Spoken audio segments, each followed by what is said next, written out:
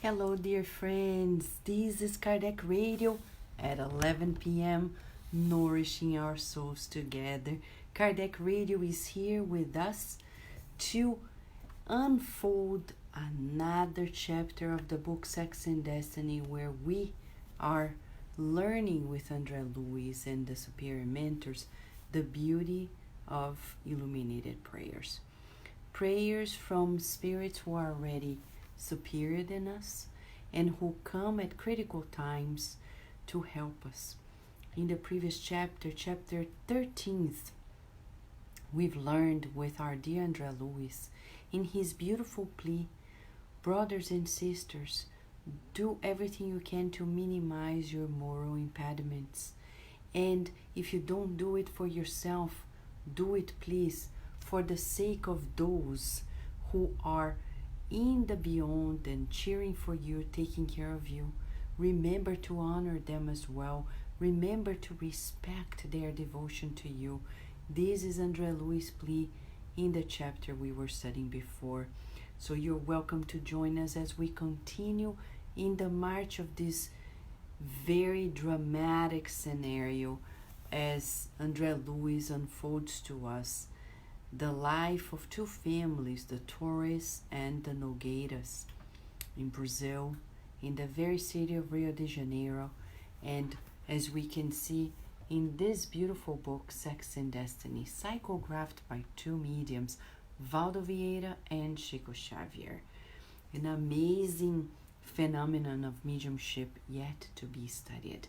But for us now, what's most important is the inner transformation aspects. We need to strengthen ourselves to march steadily towards the next level of evolution on earth. You and I know that we're not alone. Tonight, as Carlos and I were praying the God at Home meeting, we opened a chapter in the book Our Daily Bread, and forgive me, but I forgot the number, but it talks about Jesus' harvest. Emmanuel emphasizes to us that our planet is not beautiful in itself. It has order. It's much more than its beauty. Its order rules it, and Jesus in its command. You and I are working in this harvest of Jesus, and he calls us to harmonize our vibrations so we can help in this collective work.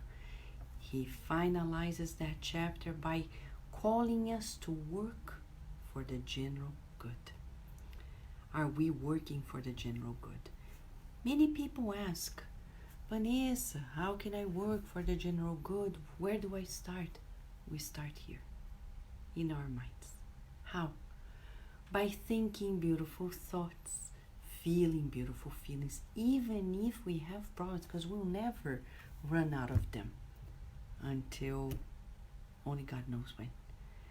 Problems are part of our growth, and what matters is we believe in God's goodness, infinite goodness. We know that we're destined to progress. So let us feel ourselves harmonizing ourselves, fulfilling our duties. Clean your home with love.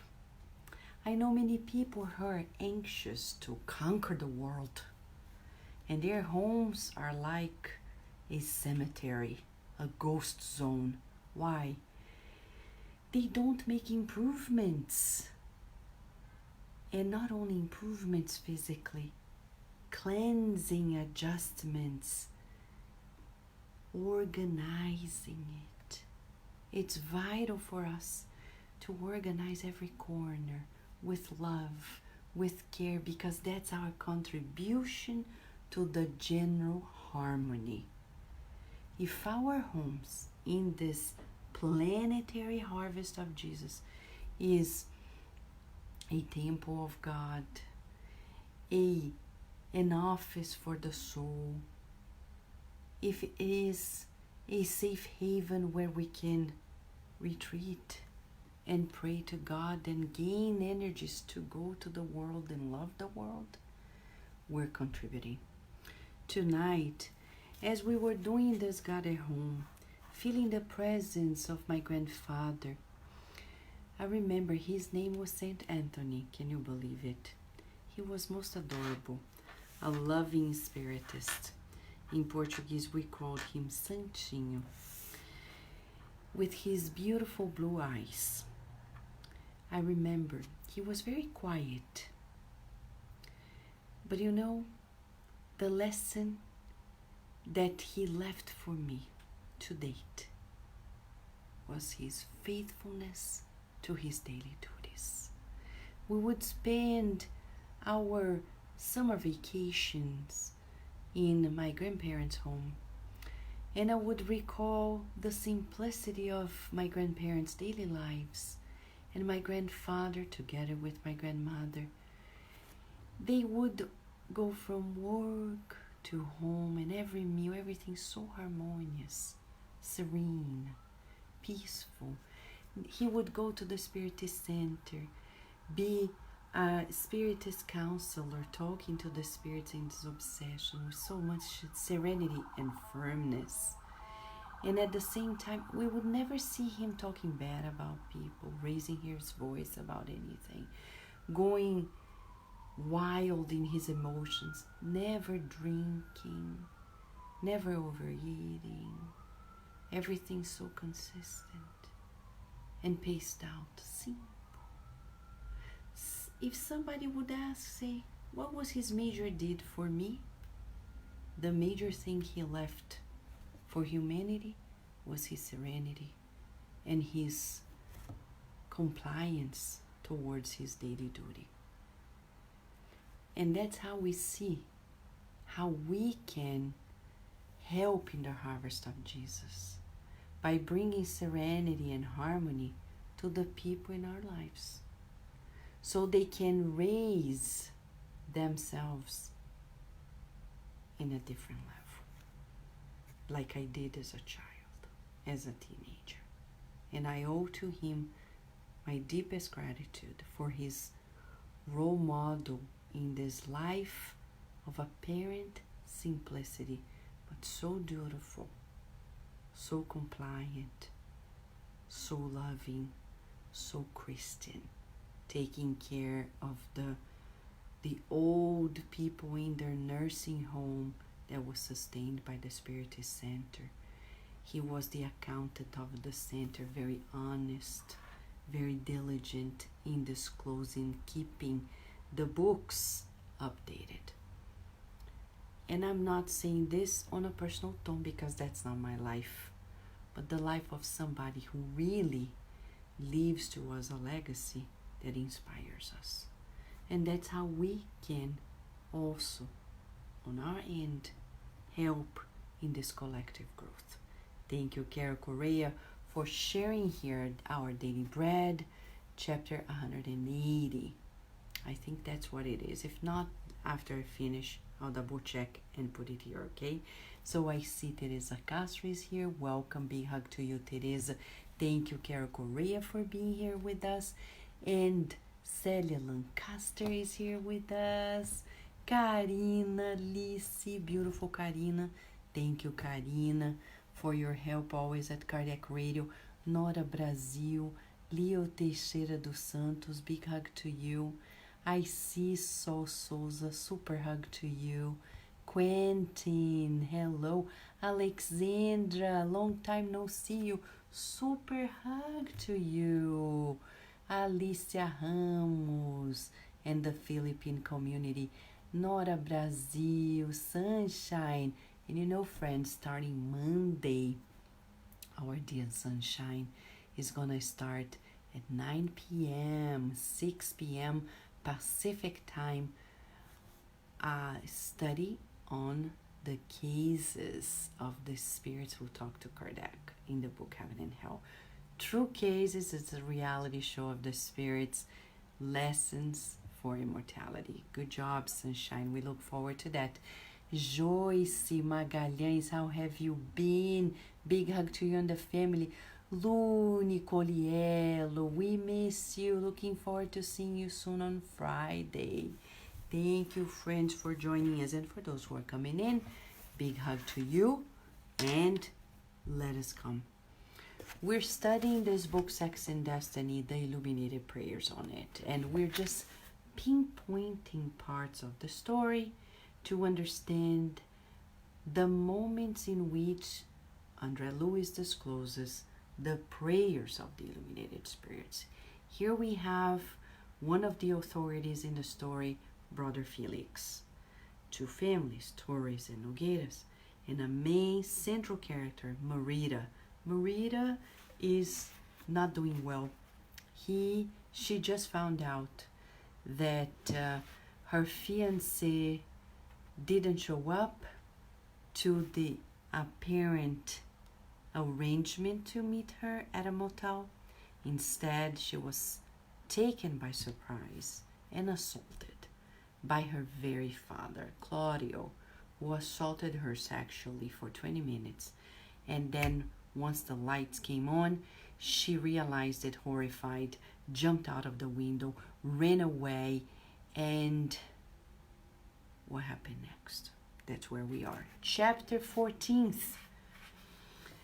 Felix and Andre Lewis rushed to catch up with Marita. Many people ask, where are the spirits when we are in trouble? They are running after us. Yeah, you think it's easy for them? You think they are in a control room, watching from way up there, looking at us down there and saying, oh my gosh, oh, ah, ooh. No, they are sweating. They are sweating with us. They are suffering with us. Of course, they have the vantage point of the spiritual perspective, and yet they are limited to what they can do because it depends on our openness. So they rushed, Andre Lewis and Brother Felix, to catch up with Marita, and the girl was hurrying along, confused, in a state of shock. She had run almost all the way from one neighborhood named Lapa to Cinelândia. Well, it's hard to tell exactly how many miles, but it's from different neighborhoods in Rio de Janeiro. It's not like around the corner. She felt as if she had been hit by all the winds of adversity and had been blown by the earth. She felt betrayed. She didn't understand why Gilberto didn't show up. So she had an idea to call Gilberto and pretend that she was her sister, Marina, testing him, yes. And unfortunately, in that conversation, Gilberto doesn't realize Marita is talking. She thinks she's really talking to Marina, the sister. And when he's asked about Marita, he says, what? I'm not a bit interested in Marita. You know, and then they are talking, and then at some point she collapsed. She is soaking in tears. She hung up the phone, and she needed money to borrow. She stops by at a friend's home, and she stops by at a pharmacy. She wanted to buy something to kill herself. For Marita, ending her life was the only choice. And now, Andre Luiz is showing to us that when our lives are chaotic, we're never alone. Andre Luiz describes to us that they are accompanying her at every single step. Every single step. But she doesn't pause for a minute to say a prayer. Why? In the previous chapter, we got to know she has never received religious education. Pause. Many parents come nowadays and say, when my children grow up, they're going to decide what to do. Too late. What if they never reach that age of reasoning? And I say reasoning in terms of maturity of the prefrontal cortex, area of discernment. Neuroscience explains to us that at 25, our prefrontal cortex is mature to adulthood levels. What if they never get to that level? Like Marita, she's younger than 25. She can discern. She doesn't believe there is anything else. She doesn't even think of God in her most dramatic moments. She's simply running away from life. Blessed as we all are in this case. The pharmacist is a spiritist and is experienced enough and open enough to the good spirits who are around Andrea Luisa brother Felix not to give her medication that will end her life. She comes up with a story about a dog of hers. She's making it up, talking about sacrificing the dog because the dog is over a lot of pain. But the pharmacist understands it's about her feelings. So he minimizes it all and gives her medication, making her think it's really something that is going to put the dog to sleep. But in actuality, it is just an anxiolytic, something to calm down and sleep, and in doses that she would never in her life. She goes away. And as she goes away, says Andrea Luis, okay? Hello, Betsy. Hello, Teresa Catapano. Welcome, friends. We're studying chapter 14 of the book Sex and Destiny by Andrea Luis. And then we are at this very moment.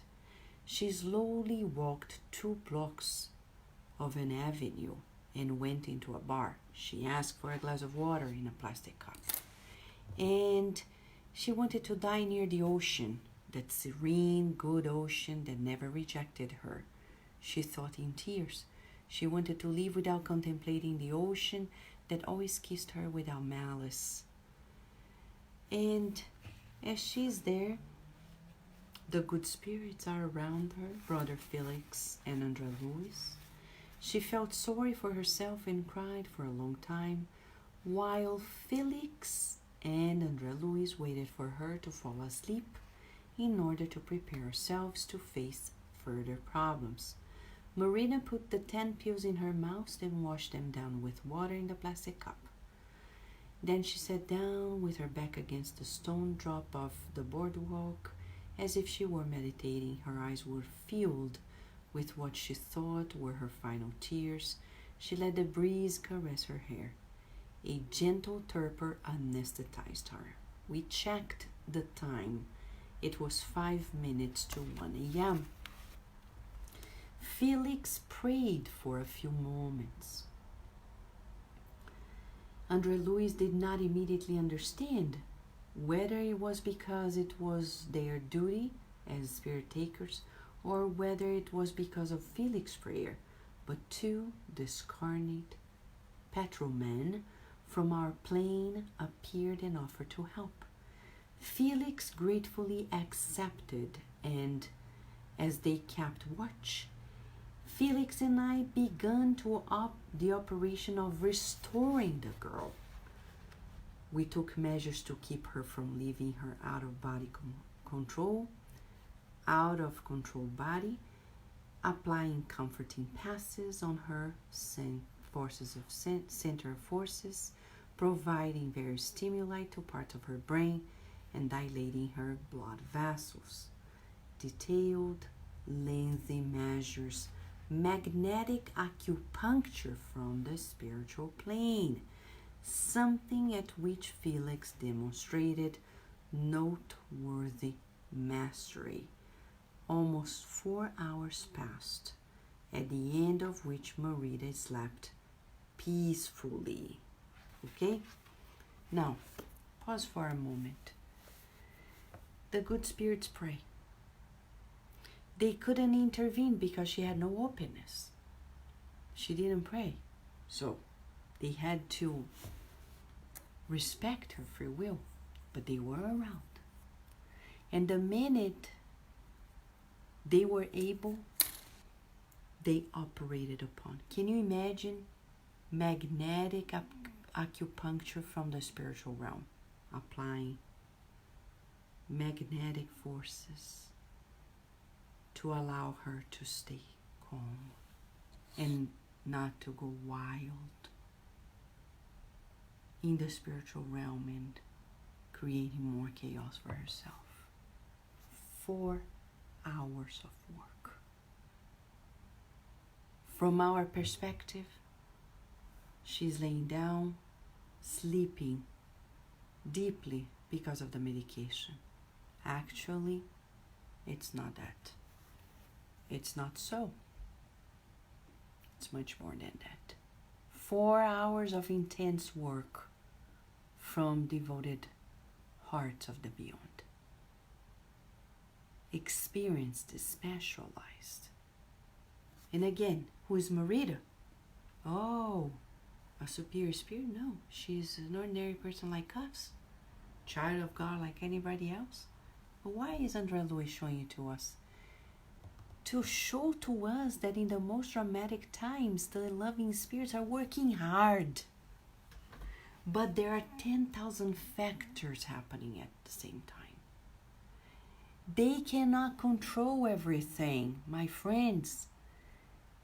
So much so that the next minute, says Andrea Luiz, she's sleeping peacefully. There's hope shining in Felix's eyes. However, a man who is brutish, curious, starts shaking her up and say, "Wake up, tramp. Wake up." She wakes up, surprised and astonished by that beast as she's being slapped in her face. She runs away. And as he describes here, it's almost morning is coming up. The cars are traveling up and down. Felix and Andrea Luiz followed the poor girl, and their minds were filled with dark foreboding. Felix was like a venerable educator who suddenly lowered himself to roam the streets with the aim of saving a dear child. Again, my friends, when we think nothing is being done, these high spirits are running, sweating, devoting themselves. But she's not praying. She is reacting. Pause, pause, pause, pause. The secret here.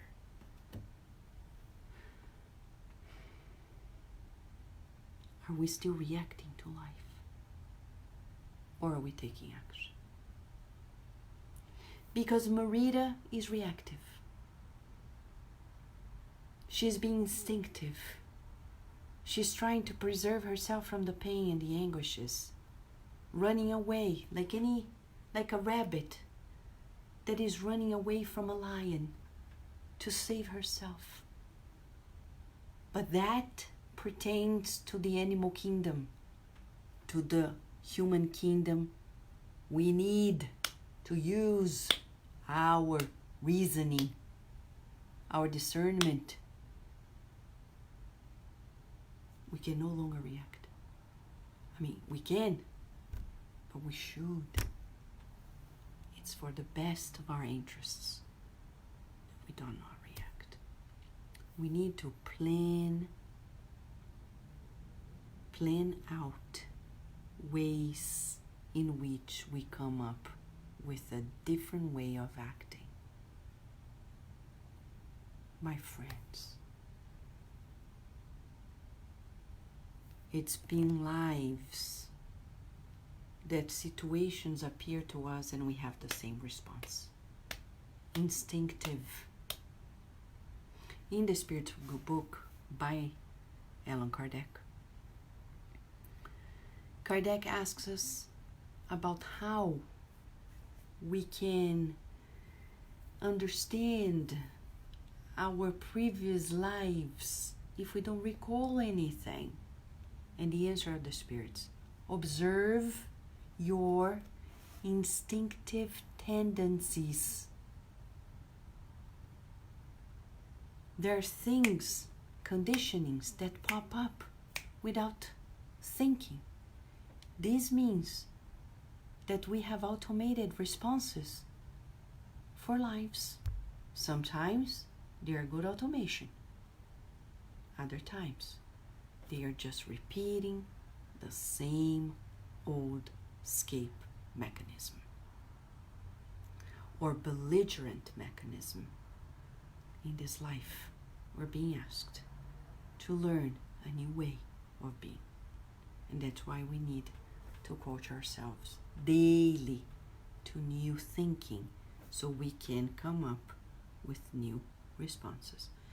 And till we actually get there, we need to forgive ourselves. Fair enough, right? Olá, Eunice. Thank you, Eunice. Adriano Rocha. How have you been, my friend? Hello, Daisy. Big hug to you. So, my friends, here we see Marita not praying, not stopping for a minute to ask for superior help, plus acting in a very instinctive way, running away without actually thinking. How much can the superior spirits help us in that state of mind? Very little. Very little. To the point that André Luiz comes to us and says, between sympathy and respect, I felt pity as I watched the great instructor, Felix, who had humbled himself and suffered because he wanted to help.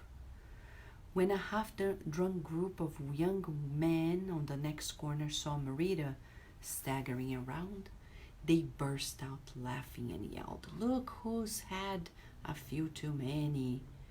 Drivers shouted insults at Marita, and without one human arm to hold her up, she was hit by a speeding car and knocked a good distance like a piece of meat, violently hitting the ground. The car sped off. Pedestrians gathered around.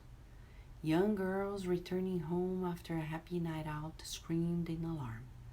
One of them burst into hysterics and had to be led away. Traffic came to a standstill, and witnesses tried to determine who was responsible. People got out of their cars and gathered around the inert girl. Her body had flown through the air, and her head had hit the pavement. Her body had rolled a short distance before stopping face down. André Luiz was appalled. He did not have enough experience to deal with emergencies like this, where quick measures were required. Nevertheless, amid the clamoring for the police to help, Brother Felix sat down on the asphalt, applying vigorous magnetic stimuli to the girl's head. Brother Felix gave her enough strength to mechanically turn over onto her back so that she could breathe more easily. Some of the spectators saw this as impending death. Marita lay motionless. André Luiz had a distinct impression that the base of her skull was fractured, but this was not the time to ask questions. The emotional weight was too heavy for André Luiz to consider the technical aspects of the injury. Brother Felix, like any profound human and suffering father, situated himself in such a way that Marita's head was in his lap. Then, holding his hands over her blood-filled nostrils, Brother Felix looked up at heaven and prayed aloud. God of infinite love, do not let your child be expelled from the human abode like this without preparation. Give us, O Father, the blessing of suffering, which grants us time to reflect. O God of love, just a few more days for her in this broken body, a few hours at least. The instructor finished, smiting with anguish like any human being.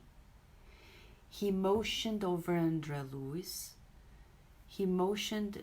Luiz over and asked him to go to the apartment in Flamengo to see what kind of help he might reasonably obtain. Blah, blah, blah, blah, blah. Okay, stop for a second. For us, what matters here now is to see.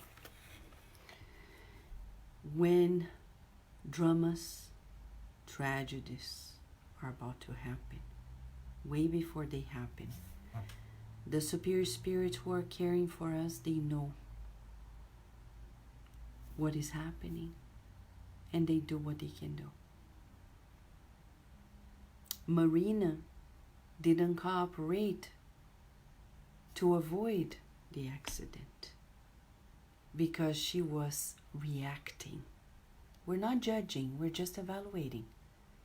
No prayer, desperation. In the Gospel according to Spiritism, chapter 5, which is the longest of them all, Blessed are the Afflicted, there is a subtitle, Calm and Resignation. And the good spirits explained at Kardec's time that calm and surrender are antidotes to madness and to suicide. It's worthwhile cultivating serenity.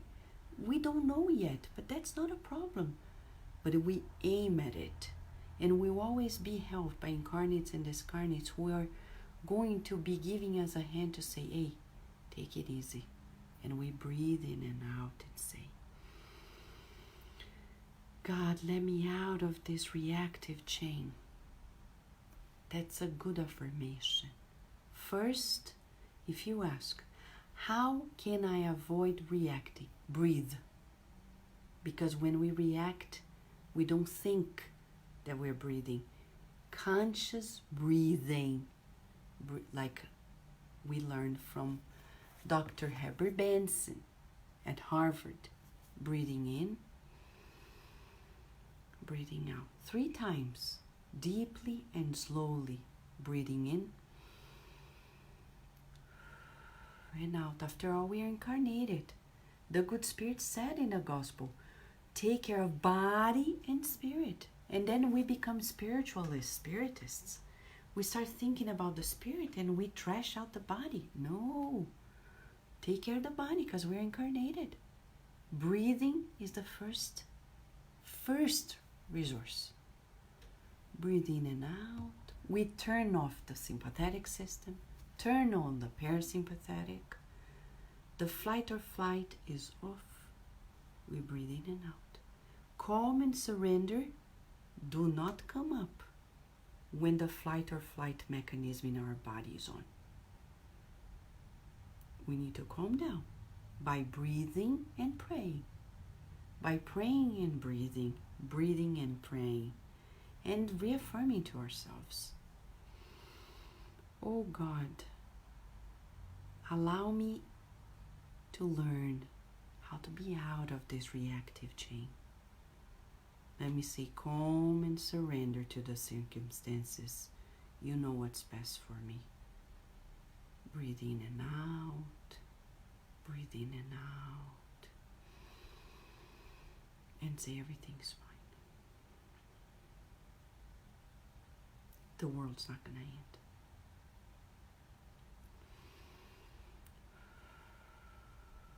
And we tell the ego, stay still. You're not gonna die. It's okay.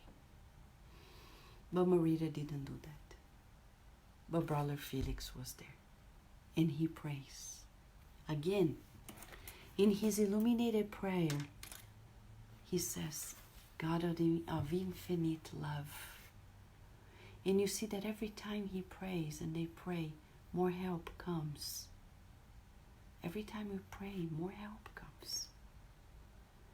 And do not allow this child to be expelled, because it's the coma that we often think of as a tragedy is actually a blessing. Because that time is not only for that spirit, but everybody connected. Everybody needs to think what is happening. We don't know the drama of everybody's life, but we better realize many things before discarnating. And we better realize many things before other people discarnate as well. Because we are interconnected. Today I was reading a scientific chapter that talks about when people feel that they are not separated from others, they have a greater quality of life. Hello, Nina Dui, Leo Vieira, Lilian, and Nishtan. How are you, friends? So what is the message for us today? What is the exercise for us today? Let us practice not reacting in the next 24 hours, shall we? By not reacting, we are boosting the discernment in the prefrontal cortex, and it's unlocked to discern and not react. Breathing in and out, and raising our thoughts to God, asking for God for different ways of responding to the same old problems. And as we do so, feeling the presence of the protecting spirits. This is the exercise we're being asked to do in the next 24 hours. When we come back tomorrow, Andre Luis is going to show to us the unfoldment of this beautiful story. And he's going to show to us how in moments of illuminated prayers, we're learning from the superior spirits to be ever more reverent to life and compliant with God's laws. A big hug to you, friends, as we on our end pray in gratitude for the good spirits. Thank you, dear God, of infinite love, for these teachings, for reminding us that we have always another level of training to be done. May in the next 24 hours we hold our horses in less reactivity and more serenity, composure, and respect for the general harmony. And so be it. Thank you, friends. Until tomorrow, God willing, Illuminated Prayers at Kardec Radio.